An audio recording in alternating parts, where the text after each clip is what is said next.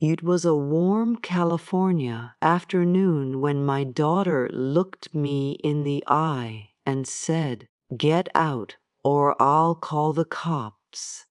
I remember how the sunlight streamed through the living room windows, touching the hardwood floors Paul and I had refinished ourselves nearly 40 years ago.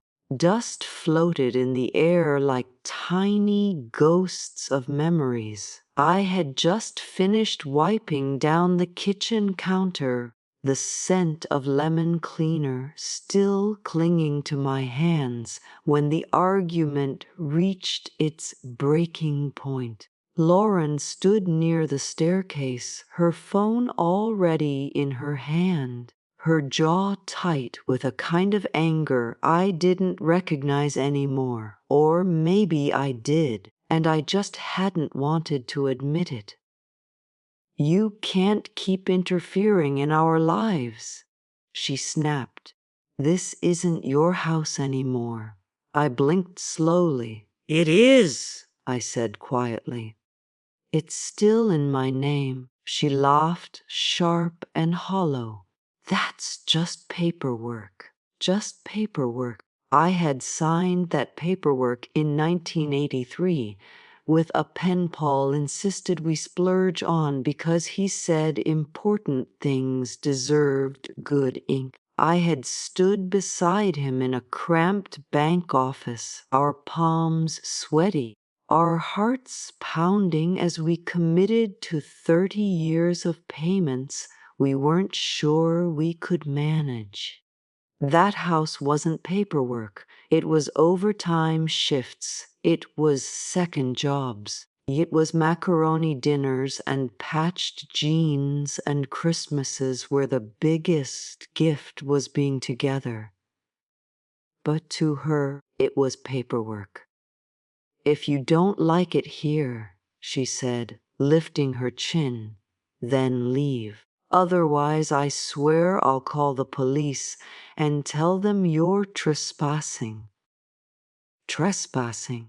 The word rang in my ears. I looked around the living room, at the fireplace mantel where her kindergarten photo still stood. You at the tiny crack in the ceiling from the earthquake in '94 that Paul refused to patch because he said it gave the house character. At the piano in the corner, slightly out of tune, that she used to pound on with sticky fingers.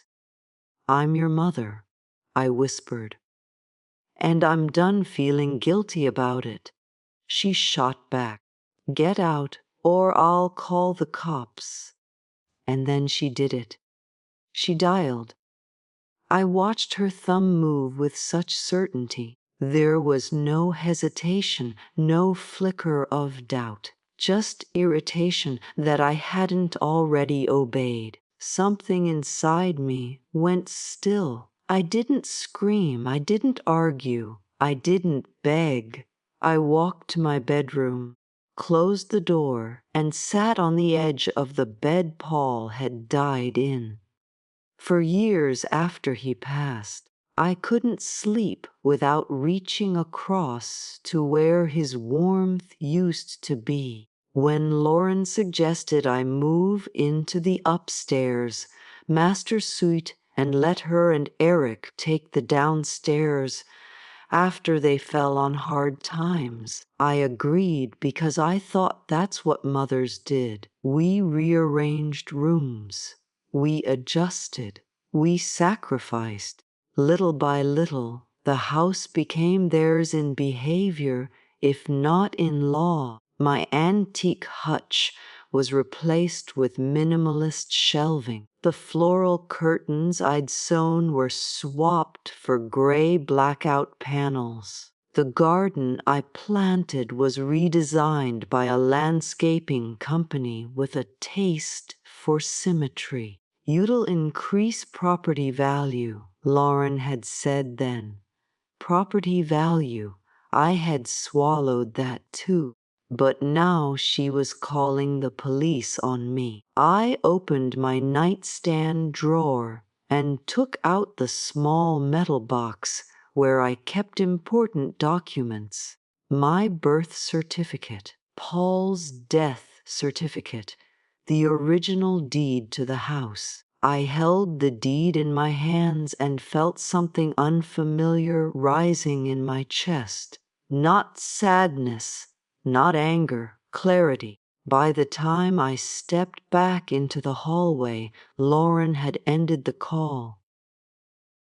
"They're on their way," she said coolly. "That won't be necessary." I replied, "I'm leaving." She looked almost surprised that I didn't argue. I packed a small suitcase, just clothes, toiletries, and the metal box. I paused at the doorway of the house before stepping outside. The bougainvillea along the fence was in bloom, bright and defiant. I had planted that too. I didn't look back. The motel off the highway smelled faintly of bleach and old carpet, but the sheets were clean. I sat on the edge of the bed and stared at the beige wall for a long time. Then I called Walter. Walter had been Paul's best friend since high school. He was retired now, but once he'd been one of the sharpest attorneys in the county. When he answered, his voice was still strong. "Evelyn, she told me to leave," I said. There was a pause. And she called the police." Another pause, heavier this time. "Do you still have the deed?" he asked. "Yes." "Then she's the one trespassing." The next morning I met him at his kitchen table. We spread out the documents like battle plans. Property tax records, mortgage payoff confirmation, title insurance. "Legally," Walter said, adjusting his glasses, "you are the sole owner. They have no lease, no written agreement, nothing." I felt my pulse steady. "What are my options?" I asked. He leaned back. "You could formally evict them. That would take time. Or you could sell."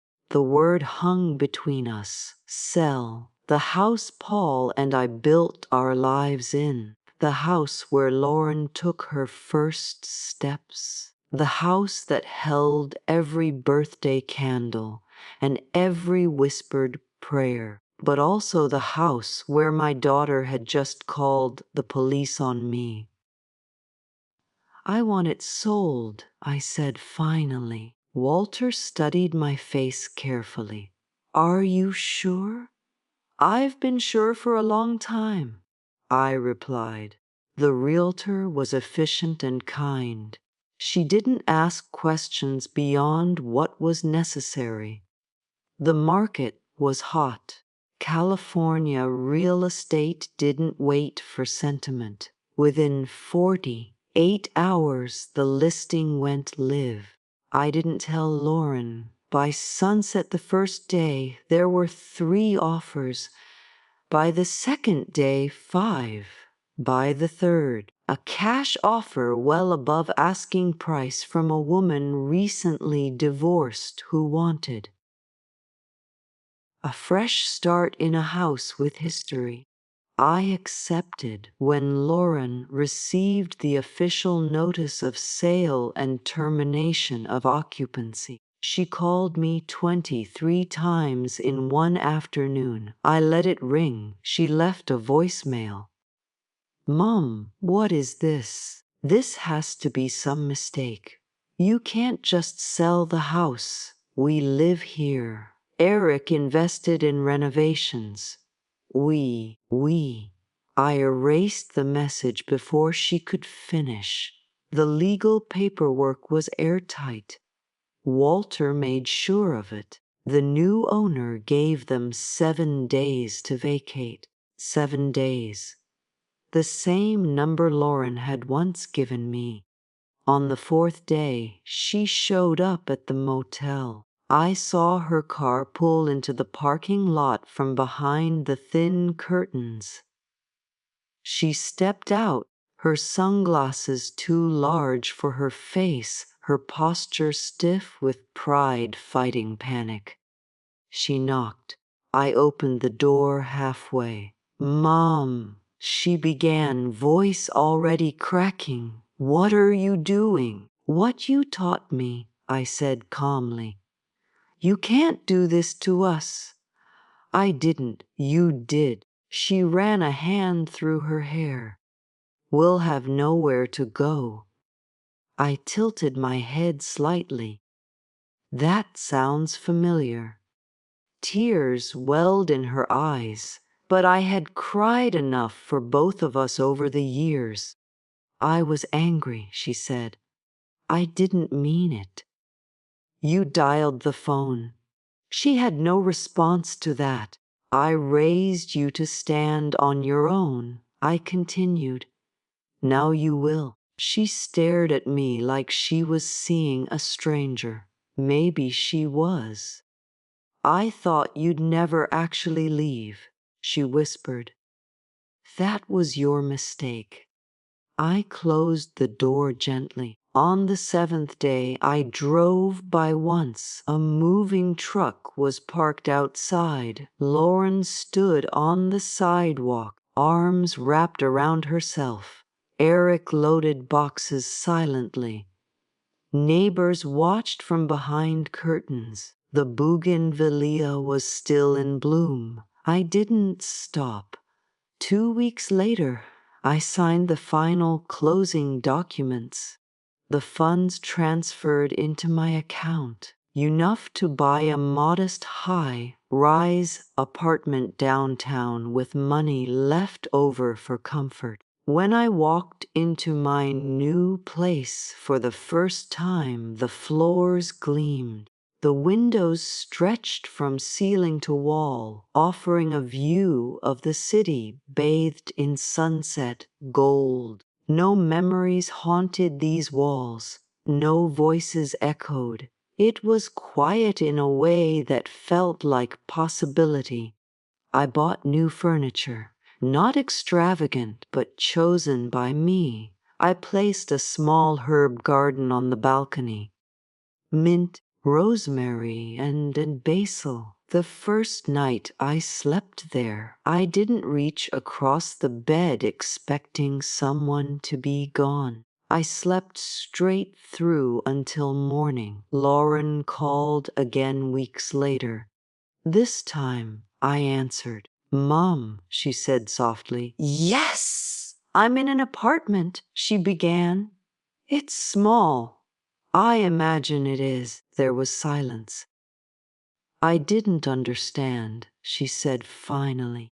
"I thought because you were older, because you needed us. I never needed you to control me," I said gently. "I needed you to love me." Her breathing hitched. "I'm sorry." I closed my eyes. The word carried weight, but it didn't undo history. "I hope you learn from this," I told her. "Truly?" "Can we start over?" she asked. I looked around my new living room at the sunlight touching walls untouched by resentment. "I can try," I said carefully, "but not in my house." Months passed. We met for coffee occasionally. Conversations were polite, cautious. She no longer spoke over me. She no longer dismissed my opinions. There was humility in her posture now, a softness that had been missing for years. Pain changes people, so does consequence. One evening, as I stood on my balcony watching the city lights flicker on, my phone buzzed with a text from her. Thank you for not completely walking away. I stared at the screen for a long time. Then I replied, I walked away from the house, not from being your mother. The wind carried the scent of mint up from the pots at my feet. Cars moved below like tiny streams of light. I thought about the day she told me to get out or she'd call the cops. If I had begged, nothing would have changed. If I had screamed, she would have dismissed it as drama. But I remembered something important that day. The house was mine. The strength was mine. The silence was mine. And when someone mistakes your kindness for weakness, the most powerful thing you can do is act without noise. She thought I had nowhere to go. By sunset, I had 3 offers, and for the first time in years, I had my dignity back. The first holiday in my new apartment came quietly. No one hung stockings from my mantel because there was no mantel. No one argued about whether the turkey should be brined or roasted plain. There was no tension humming beneath forced laughter. There was just me, a small artificial tree near the window, and the city glowing beyond the glass like 1,000 distant stars. I thought I would feel lonely. Instead, I felt peaceful. For years, I had confused noise with love. I believed that as long as there were people in the house, as long as I was cooking for someone, cleaning for someone, adjusting for someone, then I was needed. And if I was needed, I was valued. But being used is not the same as being loved. Lauren and I had started meeting every other week at a cafe halfway between her apartment and my building. The first few times she arrived guarded, as if expecting me to scold her in public. I didn't. I asked about her job. She asked about my balcony garden. We spoke carefully, like strangers learning each other's rhythms. One afternoon, she finally broke. I didn't think you'd actually sell it, she said, staring into her coffee. I thought you'd threaten it, maybe, or try to scare me. I don't threaten, I replied calmly. I decide. She swallowed hard. I was embarrassed, she admitted. My friends thought you were old-fashioned. I felt like I had to prove I was independent. You tried to prove independence by taking what wasn't yours, I said gently. Her eyes filled with tears, but she didn't look away this time. I thought you'd always just be there. No matter how I treated you, there it was, the truth. Children rarely believe their parents have limits. I was there, I said, until you asked the police to remove me from my own life. She covered her mouth with her hand as if the memory still shocked her. I don't even recognize the person I was that day. I do, I said softly. She was angry, entitled, afraid, she asked. Yes, afraid of not being in control. She leaned back in her chair, absorbing that. Eric had left her 2 months after the sale. Not dramatically, not with shouting, just quietly. She told me over coffee one gray morning. He said if I could do that to my own mother, he didn't know what I'd do to him one day. I stirred my tea slowly. Sometimes people see us more clearly than we see ourselves, I said. She nodded, defeated. I thought selling the house would destroy you, she confessed once. I thought you'd break. I already had, I answered. That silenced her. What she hadn't understood was that the breaking had happened long before that afternoon.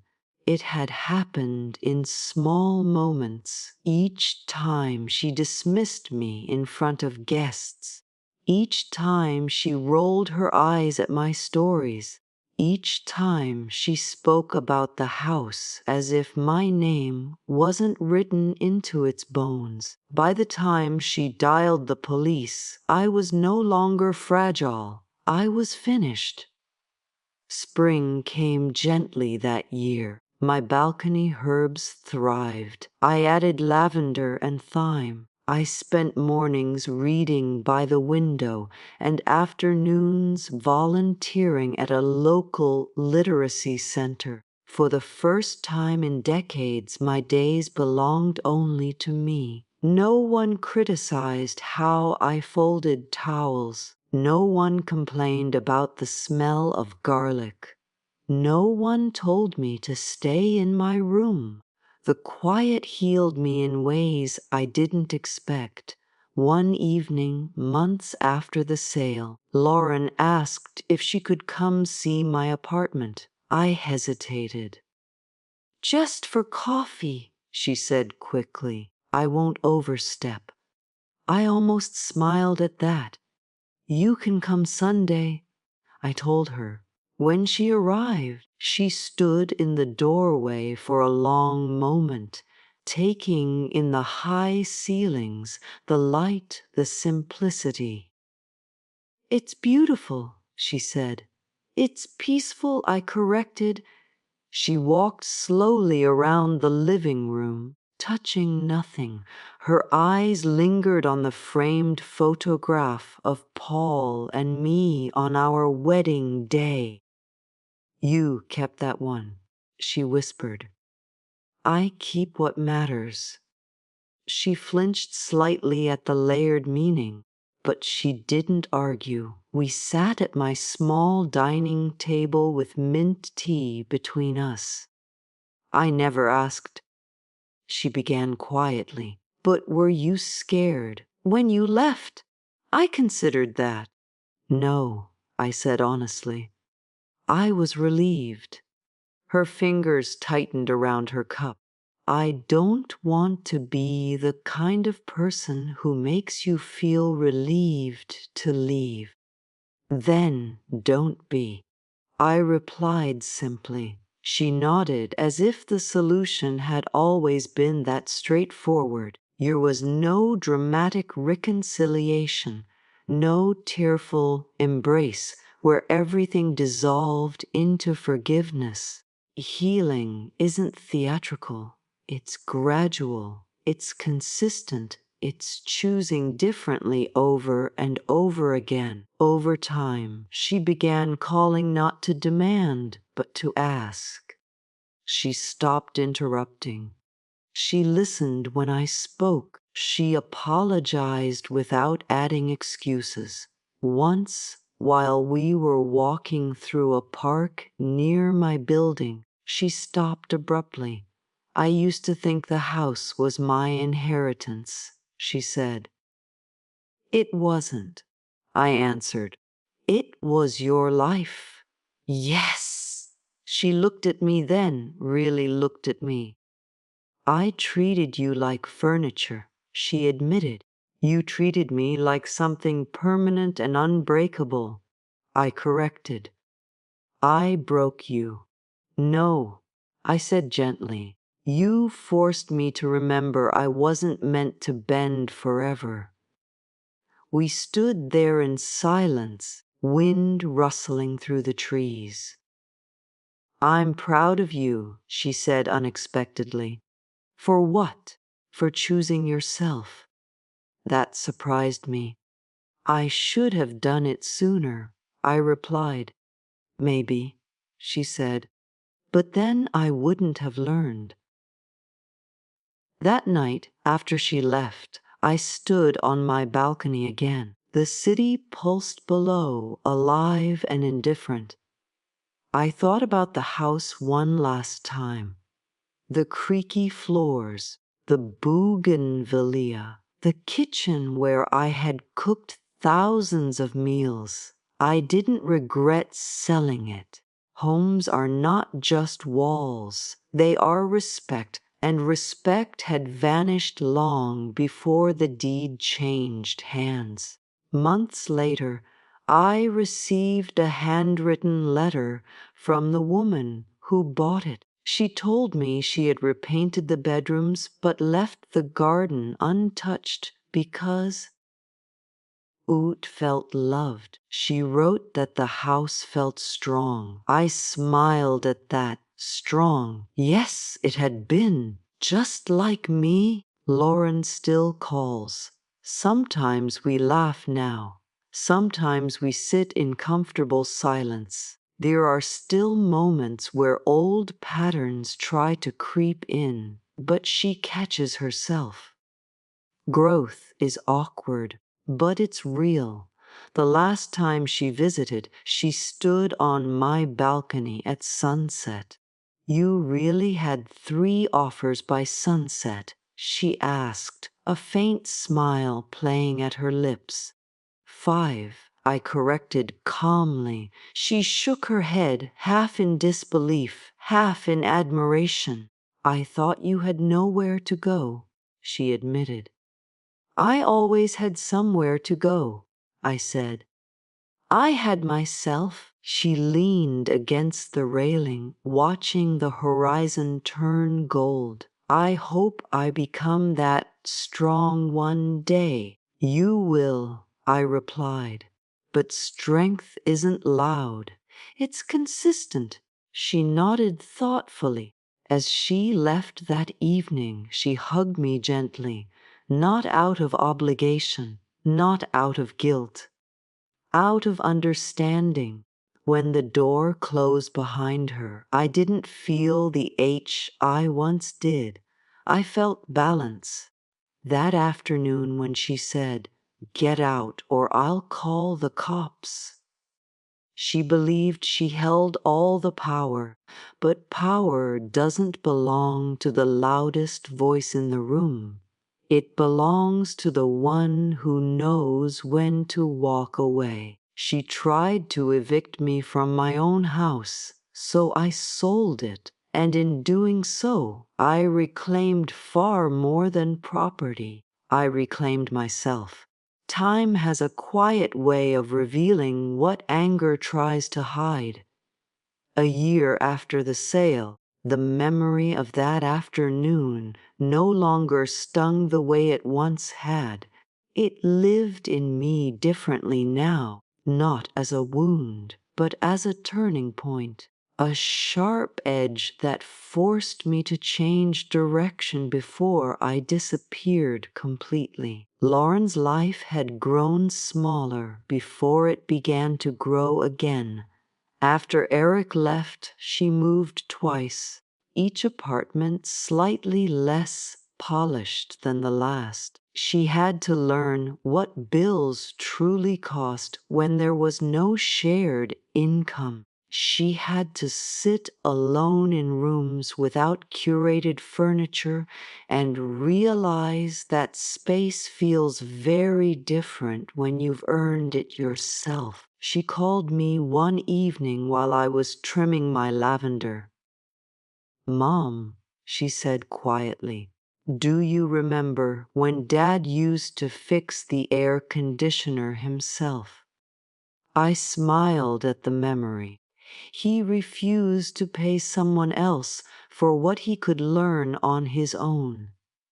"I never understood that," she admitted. "I thought it was cheap." "It wasn't cheap," I said. "It was pride." There was a long silence. "I think I'm starting to understand pride," she whispered. I didn't rush to fill the silence. She continued, I used to think you were just there, like the house, solid, permanent. I didn't see the effort holding it all up. That's common, I said gently. Children rarely see the scaffolding. She let out a shaky breath. I'm sorry I tried to tear it down. You didn't tear it down, I said. You pushed me to build something new. And that was the truth. My life in the apartment had settled into a rhythm that felt entirely my own. Mornings began with tea on the balcony. Afternoons were spent reading, volunteering, sometimes wandering the city just to feel the movement around me.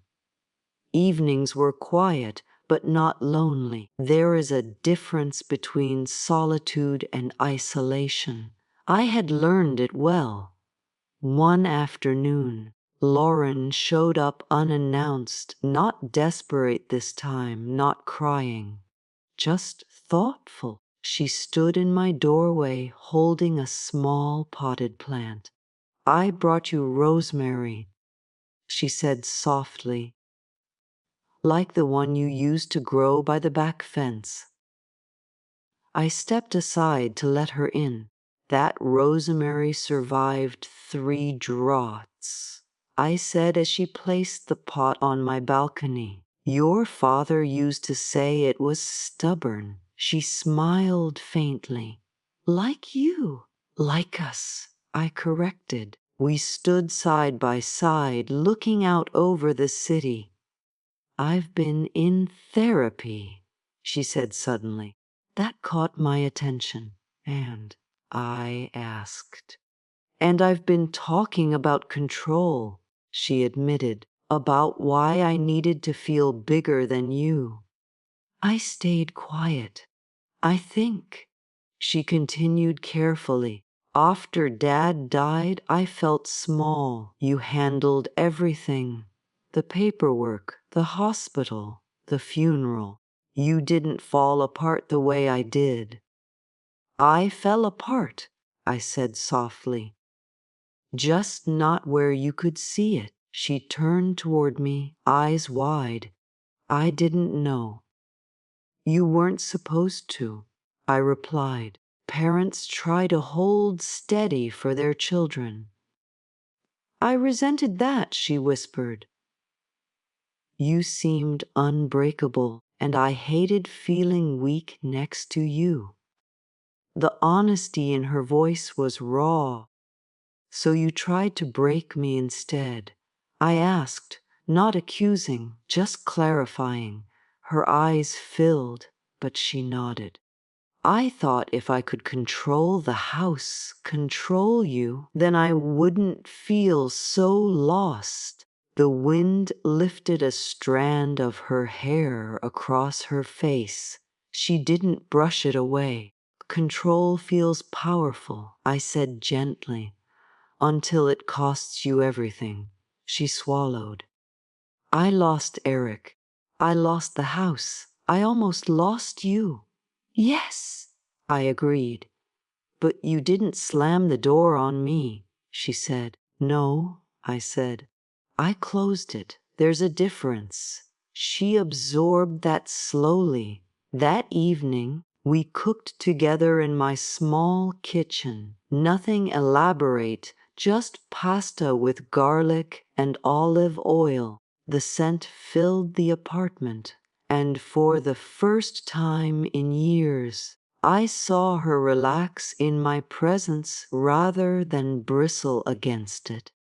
Why didn't you scream at me? She asked suddenly, stirring the pot. One, I told you to get out, because screaming would have given you the drama you expected. I replied. Silence gave me clarity. She nodded thoughtfully. I thought you were weak, she said. But you were calculating. I was remembering. I corrected. Remembering who paid for that house, who kept it standing, who deserved respect. After dinner, she washed the dishes without being asked. That small act meant more than any apology. Weeks turned into months. Our conversations deepened. We spoke about grief, about fear, about expectations neither of us had articulated before. She began to see me not just as her mother, but as a woman who had loved, worked, sacrificed, and endured. One afternoon, she surprised me with something I never expected. "I'm saving for my own place," she said. "Not to impress anyone, not to control anything, just mine." I smiled. "Good. And when I buy it," she continued carefully, "it will be in my name. And I'll never forget what that means. Ownership isn't just about documents," I said. "It's about responsibility." "I know," she said quietly. "I learned that the hard way. The seasons shifted again. My herbs flourished and faded and flourished once more. The city outside my windows kept humming, indifferent to our private battles and reconciliations. One evening, as the sun dipped below the skyline, Lauren stood beside me on the balcony once more. "Do you ever regret selling it?" she asked. "No," I answered without hesitation. "Not even a little." I shook my head. If I hadn't sold it, I would have kept shrinking. I would have stayed quiet in the wrong way. She nodded slowly. "You didn't just sell a house," she said. "You drew a line, Wes, and you meant it." Yes? She exhaled softly. "I respect that." Respect. The word felt different coming from her now. Not forced, not strategic, earned. I reached over and squeezed her hand. "I don't need you to fear me," I said. "I need you to see me." "I do," she whispered, and I believed her. The day she told me to get out or she'd call the cops feels distant now, like a storm that passed through and left the air clearer. It was ugly. It was painful. But it revealed truth. You revealed that love without boundaries becomes resentment. It revealed that silence can either bury you or empower you, depending on how you use it. And it revealed that sometimes the greatest lesson a parent can teach isn't forgiveness, it's consequence. Lauren once thought I had nowhere to go, but I had decades of strength stored inside me. I had a deed with my name written in ink that didn't fade. I had the courage to walk away when staying meant disappearing. Now, when I stand by my window at night, tea warm in my hands, I don't feel like a woman who was forced out. I feel like a woman who chose herself, and that choice changed everything. I didn't cry when the lock changed.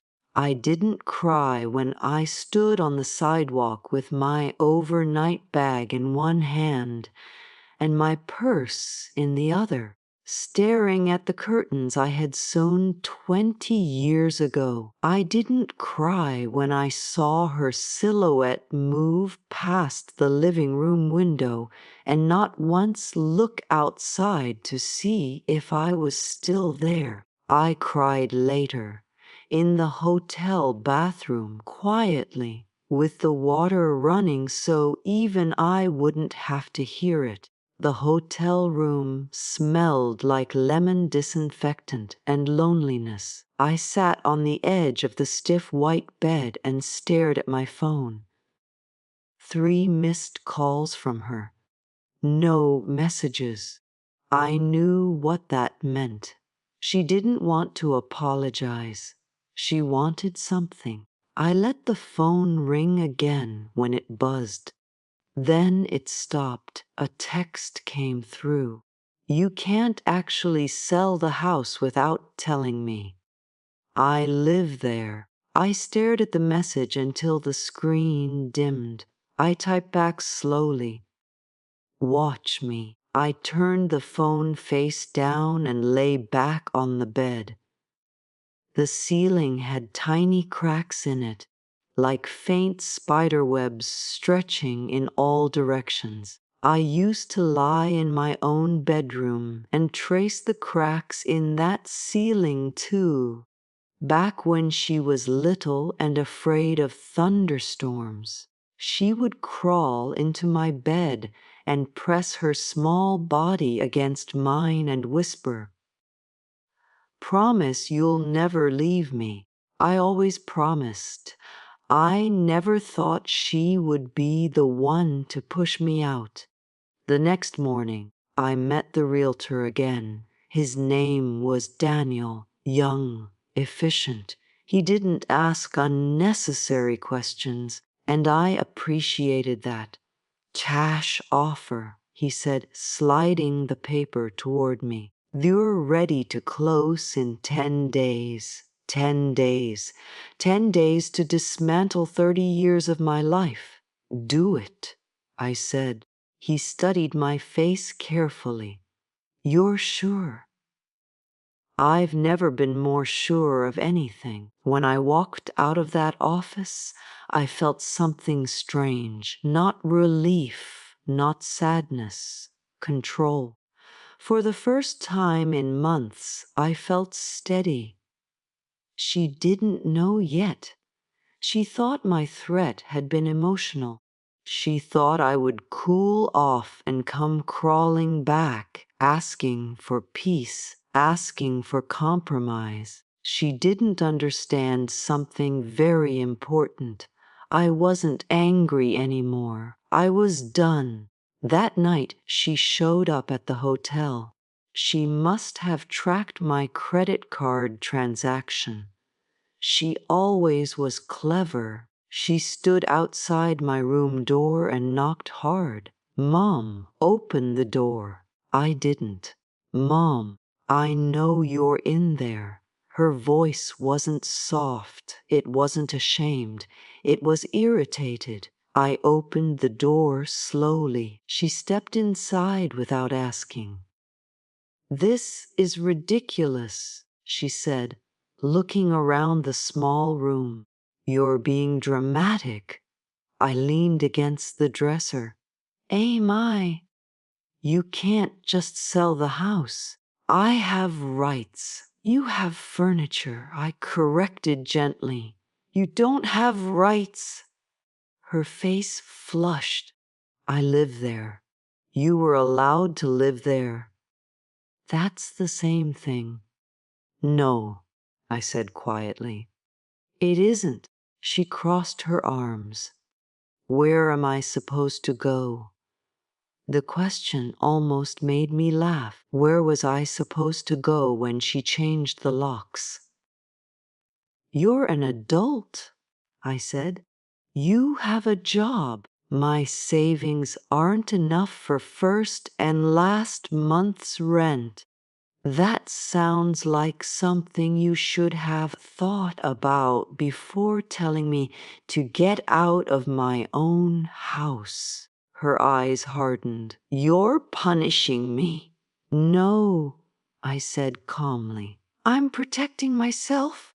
"You're ruining my life." I looked at her for a long moment, at the sharp lines of her jaw that used to be soft with baby fat, at the eyes that used to look at me like I hung the moon. "I didn't ruin your life," I said softly. "I gave it to you." She flinched. "I worked double shifts so you could go to college. I refinanced this house so you wouldn't graduate with debt. I skipped vacations."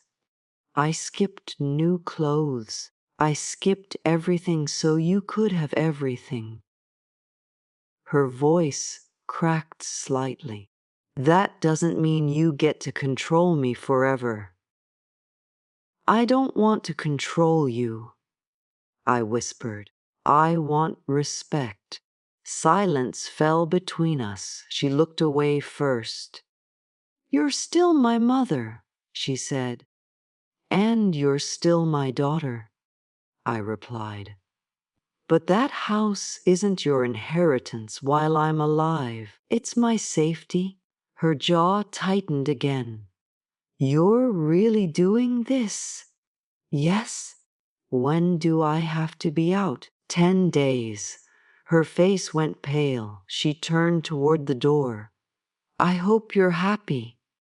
I'm not, I said honestly, but I'm at peace. She left without slamming the door. That hurt more. The next 10 days passed like a quiet storm. She stopped calling. Daniel handled the paperwork. I signed everything without hesitation. Each signature felt like closing a chapter I had reread too many times. On the 9th day, I drove past the house one last time. The lawn needed trimming. The mailbox leaned slightly to the left. The rosebush I planted the year she turned 10 was still blooming. I didn't go inside. I didn't need to. I had already let it go. On closing day, the money transferred before noon. I sat in the bank office and watched the numbers settle into my account. Not for spending, not for luxury, for security, for freedom. That afternoon, I received a message from her. The new owner just showed up. Is this real? Yes. He says I have 48 hours. Yes. There was a long pause before the next text. I can't believe you did this. I typed carefully. I can't believe you made me. 3 dots appeared, then disappeared, then appeared again. Please. It was the first time she had said that word since the night she told me to leave. Please what? I wrote, please help me figure this out. My chest tightened. There it was. Not entitlement, not anger, fear. I closed my eyes. This was the moment. I could rush back in. I could rescue her. I could undo everything and reestablish the old pattern where she pushed and I absorbed, or I could do something harder. I will help you, I finally typed. But not by giving you the house back. She didn't respond immediately. Instead, she called. I answered. Her breathing was uneven. Mom, she said, and for the first time in a long time, she sounded small. I'm here. I messed up. Yes, I said gently. I didn't think you'd actually. I know. Silence again. I was scared, she admitted. After Dad died, I didn't know how to handle anything. The house felt like the only stable thing. And when you talked about downsizing, I panicked. I thought you were taking away the last piece of him. Tears blurred my vision. I wasn't taking him away. I whispered. I was trying to take care of us. I know that now. The words were fragile, honest. I can help you find an apartment, I said. I can loan you money for the deposit. But it will be a loan. And there will be boundaries, she swallowed audibly. Okay. And you will never tell me to leave my own space again. I won't. And you will never threaten me with the police. I won't. She repeated, softer this time. I leaned back in the hotel chair and exhaled slowly. I love you, she said. The words felt different now, less automatic, more deliberate. I love you too, I replied. But love without respect destroys everything. I understand. For the first time since that night, I believed her. 2 days later, I met her at a small apartment complex across town. It wasn't big, it wasn't fancy, but it was hers. She signed her own lease. She wrote her own check. I watched her hands tremble slightly as she handed over the deposit. When we stepped outside afterward, she looked at me. You're not abandoning me, she said quietly. No, I said. I'm teaching you how not to abandon yourself. She nodded slowly. The sun was setting behind the buildings, casting long golden shadows across the pavement. We stood there not as enemies, not as victims, but as two women learning how to rebuild something fragile. The house was gone. The illusion was gone, but maybe, just maybe, what would grow in its place would be stronger. Not because I gave in, but because I finally stood up. And this time, when I walked away, I wasn't leaving my home. I was finally coming back to myself.